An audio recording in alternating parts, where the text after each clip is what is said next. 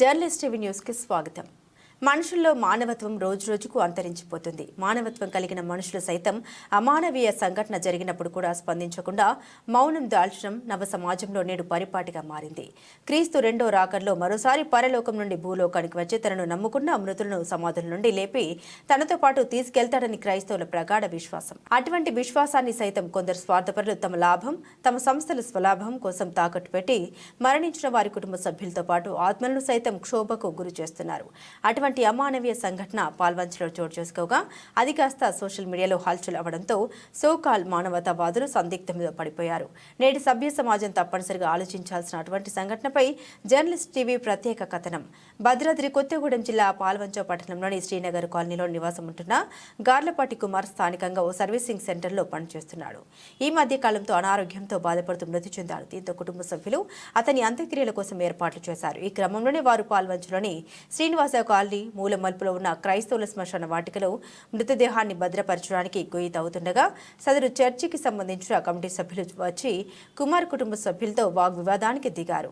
ఈ ప్రదేశంలో ఖననం చేయాలంటే కమిటీకి 30,000 రూపాయలు చెల్లించాల్సిందేనని తేల్చి చెప్పారు. దీంతో కొంతసేపు వారితో వాదన అనంతరం గత్యంతరం లేని పరిస్థితుల్లో కుటుంబ సభ్యులు కుమార్ మృతదేహాన్ని గుట్టపైకి తీసుకెళ్లి సమాధి చేశారు. ఆర్థికంగా ఇబ్బందులో ఉన్న తమలాంటి నిరుపేదలకు చివరి మజిలీలోనూ ఇటువంటిది చేదు అనుభవాలు ఎదురవడంపై కుమార్ కుటుంబ సభ్యులు ఆవేదన వ్యక్తం చెందుతున్నారు.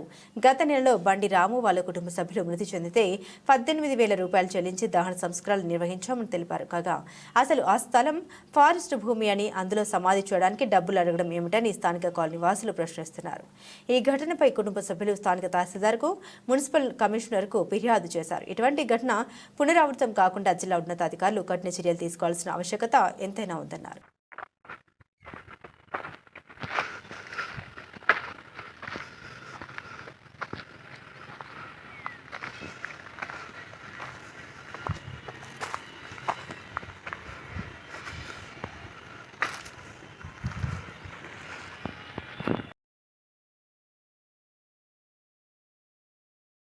నా పేరు గార్లపాటి కిరణ్. మా తమ్ముడు బుధవారం రోజు ఆరోగ్యంతో చనిపోగా మా తమ్ముడిని కూర్చోడానికి శ్రీనివాస్ కాలనీ పోయే దారిలో ఉన్న గుట్టమూల మీద క్రిస్టియన్ శ్మశాన వాటికలో పెడదామని మేము వెళ్తే ఆ సంఘ పెద్ద మనిషి ఒక ఆయన ప్రెసిడెంట్ అంట, ఆయన పేరు తెలియదు, ఆయన వచ్చి మమ్మల్ని 30,000 డిమాండ్ చేసిండు.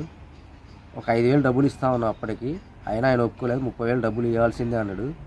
చేసేది ఏమీ లేక ఇప్పుడు మీరు చూస్తున్న నా వెనకాల హిందూ శ్మశాన వాటికి వెనకాల గుట్ట మీద చేయాల్సి వచ్చింది.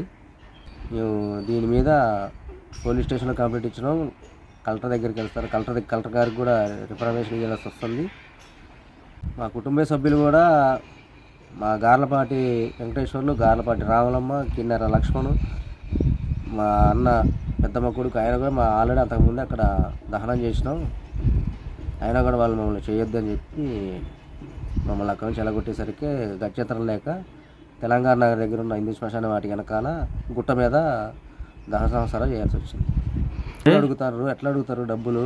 30,000 రూపాయలు చనిపోయిన మనిషి పాతిపెట్టడానికి కూడా 30,000 రూపాయలు డబ్బులు ఎట్లా అడుగుతారు? డబ్బులు లేని వాళ్ళు ఉంటారు, గరీబ్ వాళ్ళు ఉంటారు, వాళ్ళ పరిస్థితి ఏంటి అసలు? అధికారులు దీని మీద సీరియస్ యాక్షన్ తీసుకోవాలని కోరుకుంటున్నాం. శవాల మీద పేలాలు ఎరుకునే రకంగా వ్యవహారం నడుస్తుంది. ఆ ప్రెసిడెంట్ ఆయన పేరేమో తెలియదులే కానీ వాళ్ళ మీద ఖచ్చితంగా యాక్షన్ తీసుకోవాలా. భద్రాద్రి జిల్లా జటాయిగూడెం వాసిని. గత నెల 24వ తారీఖున మా అత్తగారు చనిపోవడం జరిగినది. దహన సంస్కారాల కోసం ఆర్సీఎం శ్మశాన వాటికకి తీసుకెళ్లడం జరిగింది.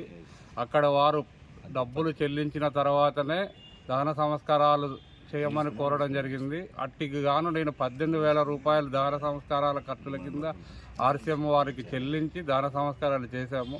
అట్టి ల్యాండ్ ఆర్సీఎం చర్చి వారిది కాదు, కమ్యూనిటీలో ఉన్న అందరి వాళ్ళది. అయినా సరే ఆర్సీఎం వాళ్ళు దౌర్జన్యంగా డబ్బులు వసూలు చేయడం జరుగుతుంది.